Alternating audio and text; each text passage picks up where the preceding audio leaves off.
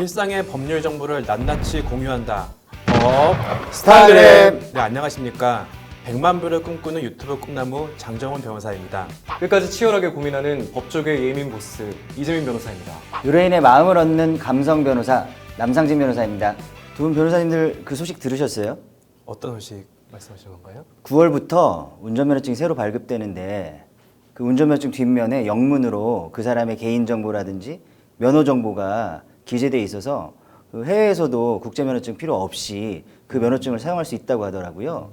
지금 우리나라가 아무래도 좀 여러 위상들이 있다 보니 좀 그게 적용이 되는 것 같은데, 근데 지금 현재로서는 지금 국가에서 시행하는 면허 제도를 통해서 면허를 취득하는 게 좀 다른 나라에 비해서 우리나라가 쉽게 취득한다고 하는데 좀 뭐 그런 부작용들이 없을지 좀 걱정이 되기도 해요. 저도 뭐 대학에 처음 들어가서 배낭여행을 갈 때 국제 운전면허증을 발급받았던 기억이 나는 건데 일단 그런 번거로움은 좀 해소되는 거네요. 아무래도 뭐 저도 올해 6월에 해외를 갔을 때 국제면허증을 발급받고 갔는데 아무래도 그런 좀 불편함은 해소되지 않을까 생각이 들어요. 두 분 다 면허는 있으시죠? 당연히죠. 근데 문득 이재민 변호사님께서 또 대학교 때 시절 얘기하니까 또 그게 언제적인가 하는 그런 좀 생각이 드는데요. YS 때. 네, 이거 시청자분들께서 오해하실까 봐 분명히 말씀드리는데 저희는 같이 늙어가는 그런 처지입니다. 네, 그럼에도 불구하고 저희가 특히 이제 이명박 정권 시절에 그 당시에 잠시 동안 장내 면허 시험도 보지 않고 쉽게 면허를 발급받을 수 있었던 시기가 있었습니다. 뭐 지금은 그 제도가 없어지긴 했지만 여전히 굉장히 저희 나라는 다른 나라에 비해서 쉽게 면허를 취득할 수 있는 상황인데요. 그렇지 않습니까, 변호사님? 예, 맞습니다. 제가 들어보니까 특히 이제 독일 같은 경우는 예를 들어 자녀에게 이제 운전면허증을 취득할 수 있도록 해주겠다라는 게 굉장히 큰 선물이 된다고 하더라고요. 이제 운전면허를 따기 위해서 상당히 많은 비용, 우리 돈으로 한 200만 원 이상 정도의 비용이 든다라고 얘기를 들은 것 같은데 상당히 많은 비용이 들 뿐만 아니라 또 많은 시간과 노력이 들기 때문에 그걸 허용해 주는 것 자체가 큰 기회를 부여하는 거라고 하더라고요. 사실 뭐 운전면허 취득하니까 저는 옛날 생각이 또 나는 게 옛날?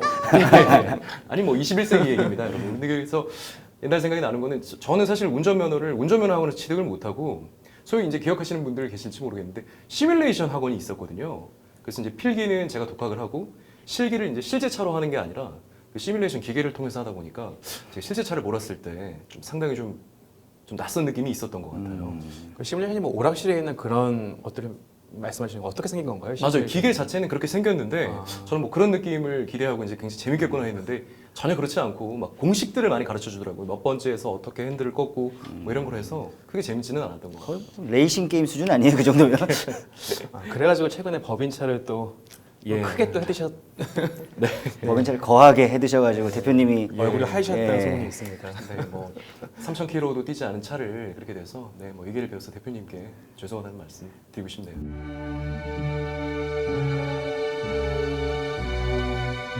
그래서 이 변호사님 덕분에 법인차를 아주 편안하게 큰 부담 없이 운전하고 있는 것 같아요. 예, 뭐 거리의 시간폭탄 정도가 아닌가 생각이 들기도 하는데요.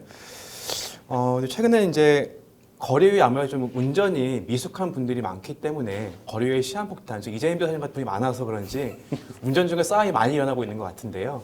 오늘 하스타그램에서는 도로 위 시한폭탄과도 같은 보복 운전에 대해서 이야기를 나눠볼까 합니다.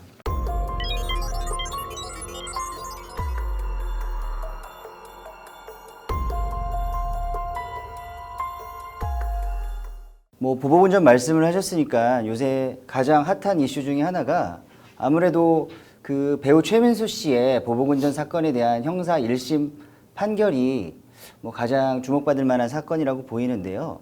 두 분 다 사건에 대해서 알고 계시죠?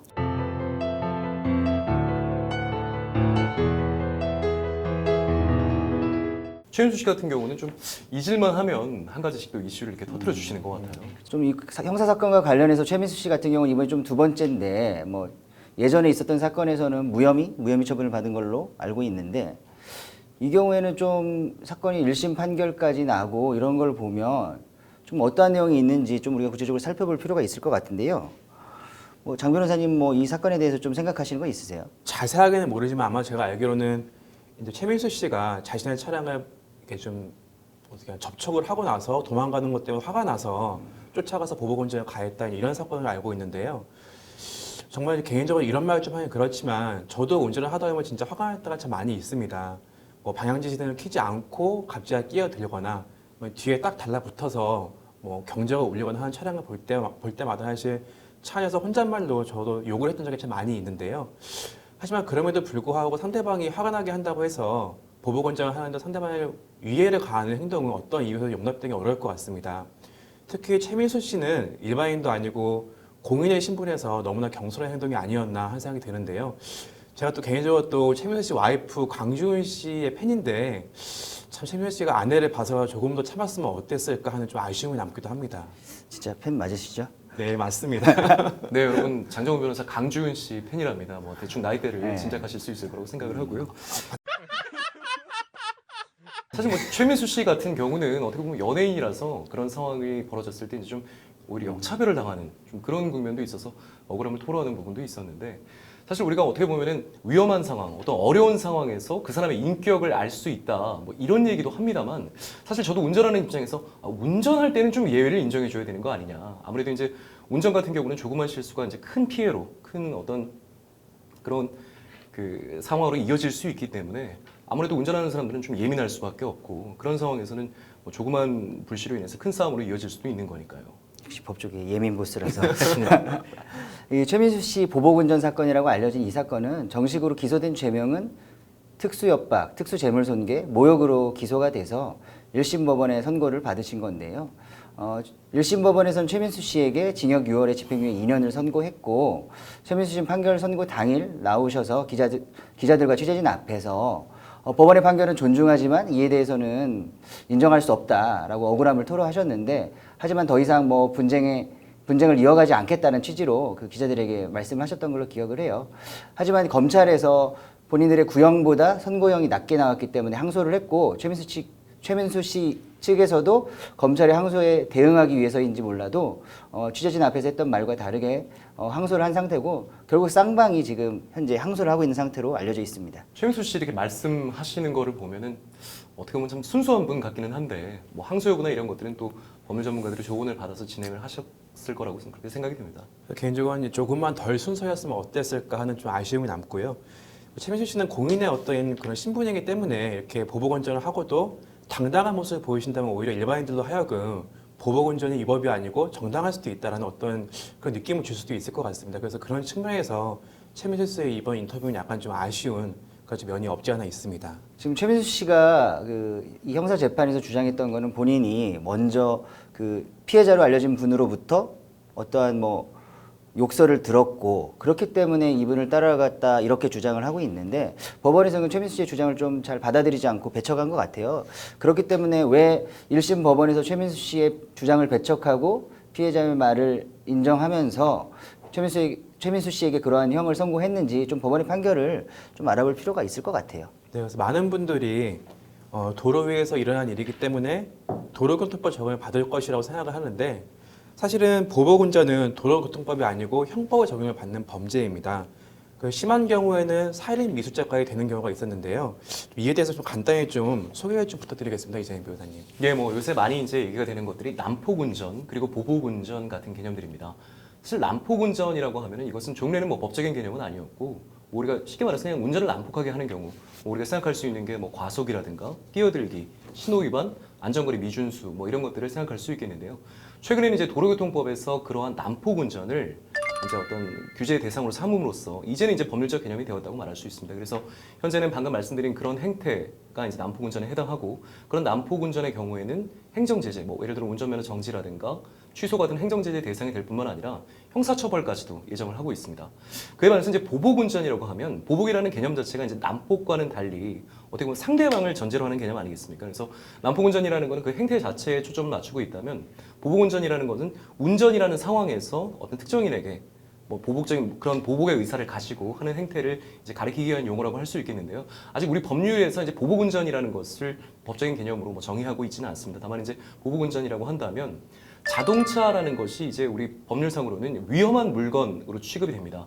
뭐 예를 들어 칼이라든가 뭐 돌이라든가 우리가 쉽게 생각할 수 있는 그런 위험한 물건과 마찬가지로 자동차 역시도 위험한 물건인데 그 자동차를 이용해서 상대방을 뭐 협박하거나 폭행을 하거나 손괴를 가하거나 뭐 그런 범죄가 성립한다고 보는 것이거든요. 그래서 자동차를 이용해서 소위 우리가 생각하는 그런 보복운전, 예를 들어 뭐 더 빨리 이제 다른 차를 앞질러 가지고 앞에서 급정거를 한다든가 이런 행태를 보였을 때는 소위 이제 특수협박이나 특수폭행, 특수 손괴죄가 성립할 수 있고요. 이런 경우에는 아무래도 뭐 일반적인 협박이나 폭행, 손괴보다는 중하게 처벌이 되고 있습니다. 최민수 씨 사건뿐만 아니라 지금 인터넷상에 그리고 사회적 공분을 일으켰던 사건 중에 하나가 그 제주도 카니발 사건이라고 들어보셨죠? 네.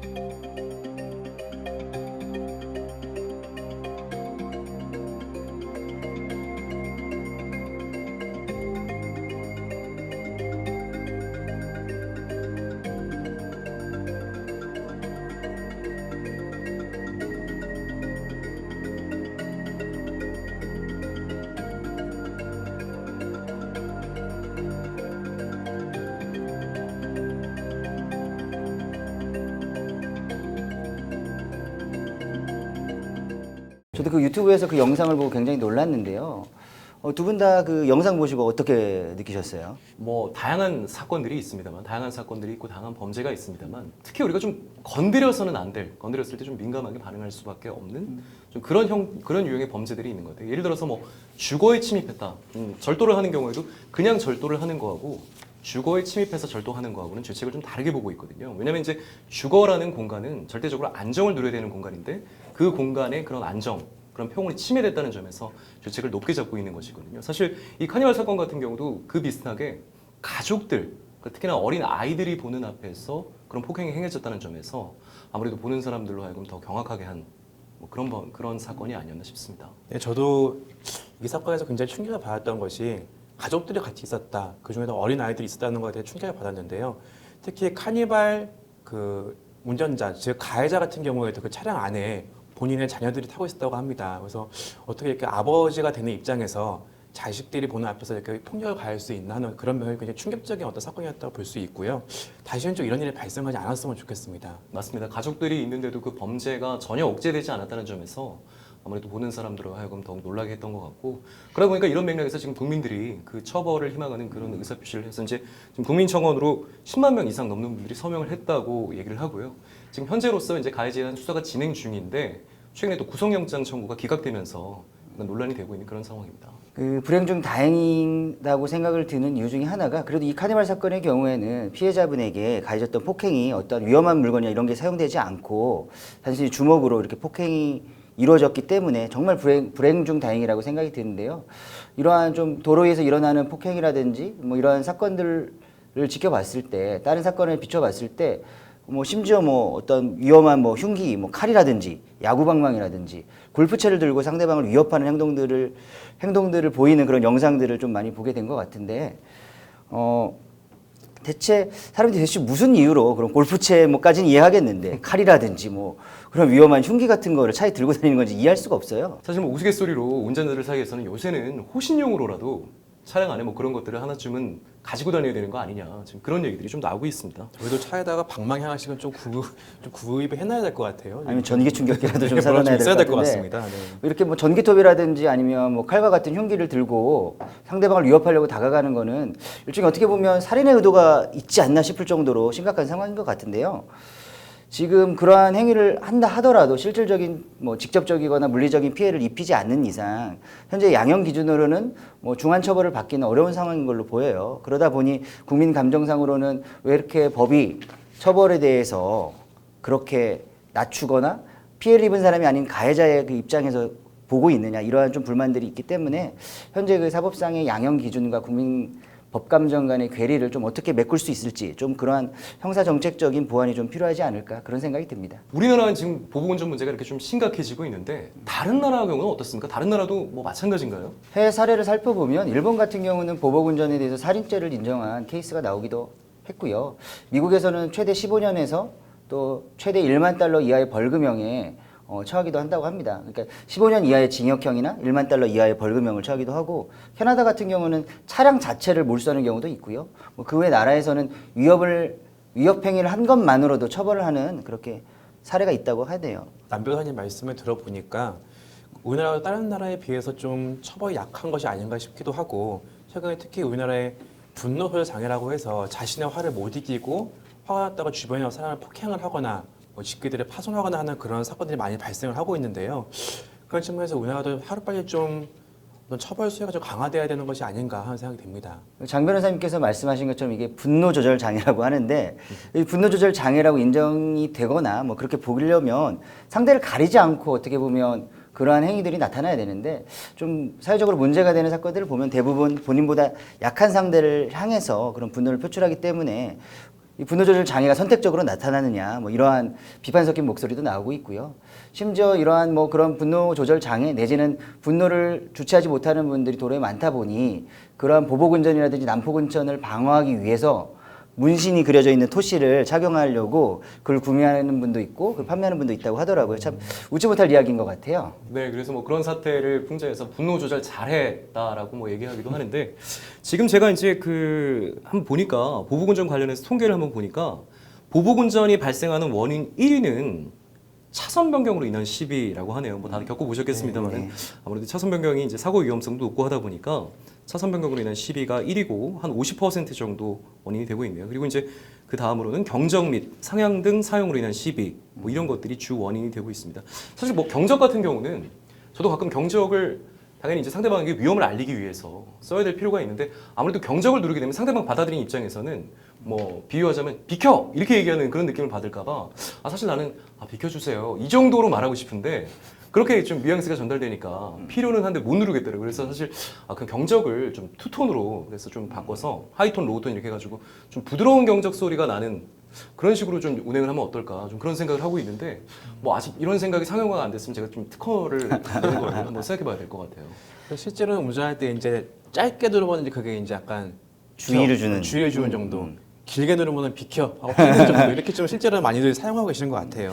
경적 말씀을 하시니까 제가 해외에서 뭐 운전 경력이 많지는 않지만 해외에서 잠시나마 이렇게 운전을 하다 보면 우리나라와 가장 큰 차이 중에 하나가 경적을 누르는 횟수라든지 그런 경적을 누르는 그 데시벨이라고 해야 되나요? 그 누르는 뭐 타이밍이라든지 이런 게 굉장히 다르고 될 수 있으면 경적을 누르지 않는 분위기인 것 같아요. 대부분 경적을 누르는 경우에는 상대방이 위험을 주의시키거나 이럴 경우에 누르지 우리처럼 뭔가 나의 화를 표출하는 방법으로 누르지는 않는 것 같은데 좀 그거 역시 문화적인 뭐 차이라든지 아직까지 교통 문화가 우리가 조금 덜 성숙한 부분이 바로 거기에서 있는 것 같은데 그런 문화적인 발전뿐만 아니라 이 변호사님 말씀하신 것처럼 데시벨을 조정하거나 아니면 볼륨을 뭐 낮출 수 있는 방법을 찾거나 아니면 그 경적의 종류 자체를 바꿔서 누를 수 있게 차량에 장치를 설치하면 좀 더 그 상대방이 느낄 때 편안한 내지는 나에게 주의를 주고 있구나 이런 느낌을 받지 않을까 그렇게 생각이 드네요. 네, 변호사님 말씀 잘 들어봤습니다.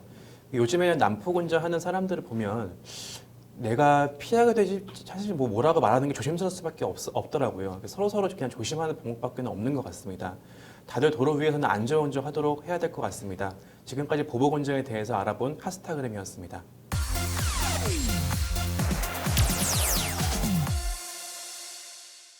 이번 코너는 법률방송 인스타그램에 올라온 여러분의 법률 고민을 해결해드리는 시간입니다. 네, 법률 고민이 있으신 분들 법률방송 인스타그램 계정에 메시지로 사연 남겨주시면 저희가 방송을 통해서 상담을 진행해드리도록 하겠습니다. 그럼 오늘 보내주신 사연 만나보도록 하겠습니다. 6개월 전 병원 홈페이지에 성형 전후 사진을 올리기로 약속하고 50%의 할인을 받아서 양악수술을 했습니다.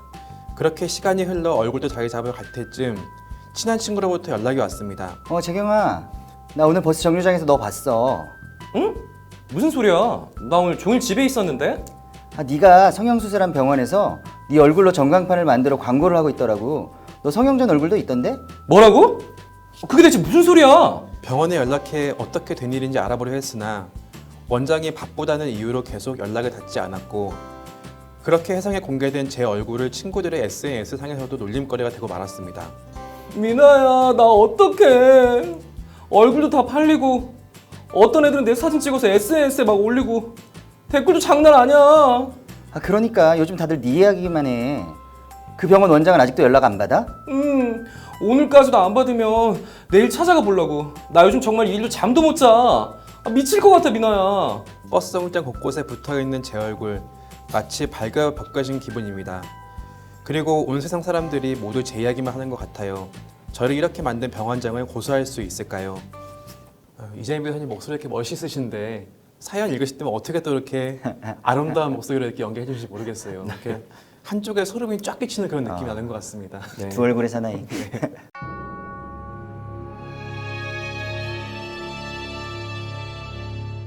네, 뭐 요즘이야 사실 뭐 성형 수술을 한 것이 뭐 부끄러운 일이라든가 꼭 감출만한 일은 아닌데 그렇다고 해서 내가 성형 수술을 했다는 거, 과거 사진과 함께 뭐온 동네방네 떠드는 것을 뭐 달가워할 만한 사람이야 누가 했겠습니까? 사연자분도 굉장히 이런 상황으로 인해서 힘든 상황을 겪고 계실 것 같아요. 그런데 지금 병원에서는 좀 사연자분의 연락을 일부러 피하는 것 같지 않아요? 그러니까요. 사실 뭐 화장실 들어갈 때랑 나올 때 다르다고 수술하기 전, 뭐 수술비를 지급하기 전에는 또 전혀 뭐 정말 만족할 때까지 해줄 것처럼 하다가 뭐 수술을 되고 나면은 뭐 전혀 이렇게 또 태도를 바꾸는 경우들도 있고 병원들이 이제 문제가 생겼을 때 좀 성의 있게 임하지 않는 경우가 있어서 그 과정에서 더 좀 마음의 상처를 받는 경우도 있는 것 같습니다.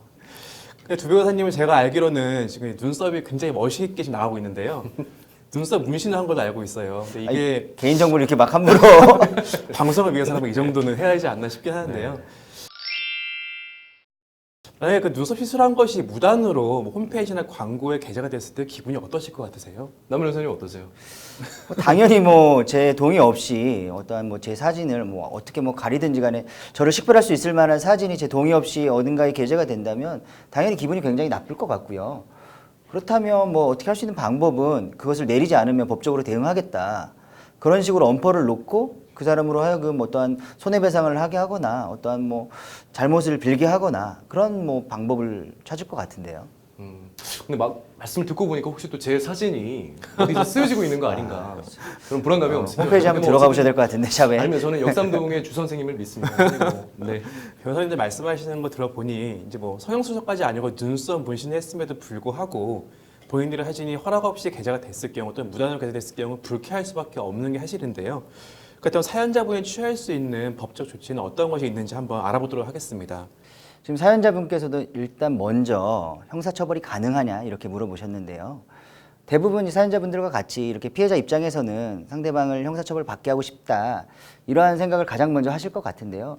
일단 이 경우에는 의료법 위반이 되는지 형법상 명예훼손죄가 되는지가 주로 검토될 것 같은데 결론적으로 형사처벌까지는 쉽지 않을 것 같습니다. 특히 이 경우에는 사연자께서 홈페이지에 본인의 사진을 게재하는 것까지 동의를 하셨는데 그 동의 범위를 벗어나서 전광판에 광고를 한 거잖아요. 여러 기타 사례에 비춰봤을 때 좀 형사처벌은 어렵지 않나 그런 생각이 들어요. 남성진 변호사님 말씀을 들어보니 형사처벌을 시키는 건 쉬울 것 같지가 않은데요. 그럼 그 밖에 좀 인사상 손해배상 청구를 할 수 있는지 여부를 좀 검토해 봐야 될 것 같습니다. 제가 알기로는 실제로 과거 이 사건과 유사한 사례들이 많이 있었던 걸로 알고 있는데요. 네, 이제 결국에는 내 얼굴이 함부로 이제 쓰여졌다는 거에 대해서 손해배상을 이제 청구하셔야 될 것 같은데요. 이런 경우에는 이제 법적으로는 초상권 침해가 이제 불법 행위를 구성한다고 해서 그런 불법 행위를 원인으로 한 손해배상 청구가 가능할 걸로 보입니다. 이제 초상권이라고 하면 대외적으로 이제 동일성을 식별할 수 있는 내 얼굴 모습 이것이 이제 언제 또 어떠한 목적으로 수집이 되고 어떤 목적으로 사용된다는 점에 대해서 그 초상권의 주체가 이제 의사결정을 할 수 있어야 된다는 것인데요. 이 경우는 비록 이제 홈페이지에 사진을 게재하는 것까지는 동의를 했지만 그것을 넘어서서 전광판의 형태로 광고를 하는 것까지는 동의하지 않았기 때문에 초상권을 갖고 있는 그 환자 동의 범위를 벗어나는 걸로 보이거든요. 그래서 이런 경우에는 그 행위의 위법성이 인정돼서 이제 결과적으로 불법 행위를 구성하게 되고 그로 인한 정신적 고통에 대한 손해배상 청구가 가능할 걸로 보입니다. 그래서 실제로 이런 경우에 예를 들어 과거에 이제 있었던 사례로는 성형외과에서 이제 코 수술을 진행을 했는데 이제 환자의 동의 없이 뭐 수술 전 사진과 후 사진을 게재해서 이제 광고를 했는데 사실 그 사건에서는 이제 좀 쟁점이 됐던 거는 코는 그대로 이제 노출을 시켰는데 눈 모자이크를 했다. 그러니까 결국에 말씀드린 것처럼 동일성을 식별하기 어려운 거 아니냐, 누가 누군지 모르는 거 아니냐는 이런 것들이 좀 쟁점이 됐는데 결국에는 이제 그 초상권 침해를 인정을 해서 1,500만 원 상당의 이제 위자료가 인정이 된 사건이 있었고요. 또 쌍꺼풀 수술이 이제 계기가 돼서 이제 비슷한 사건이 있었는데 한 700만 원 정도 위자료가 인정된 그런 예가 있습니다. 네, 지금까지의 얘기를 정리해 보면 사연자분의 형사 고소를 하기는 어려울 걸로 예상이 됩니다. 그러나 초상권 침해를 이유로 인사상 손해배상 청구를 해서 위자료를 청구하는 것은 가능할 걸로 예상이 됩니다. 다만 사안을 비춰봤을 때 그 위자료의 액수는 크지 않을 걸로 예상이 됩니다. 예, 오늘 사연에 대해서 말씀을 드렸는데요. 다른 또 법률 고민 있으신 분들 혼자 고민하지 마시고 법률방송 인스타그램 계정에 메시지 남겨주시면 저희 법무법인 산하 변호사들이 방송을 통해서 성심성의껏 답변 드리도록 하겠습니다. 예, 보호군정과 관련된 이야기부터 여러분의 사연까지 함께한 법스타그램 오늘 순서는 여기까지입니다. 지금까지 법무법인 산하의 장정훈, 남상진, 이재민 변호사였습니다. 일상의 법률 정보를 낱낱이 공유한다. 법스타그램.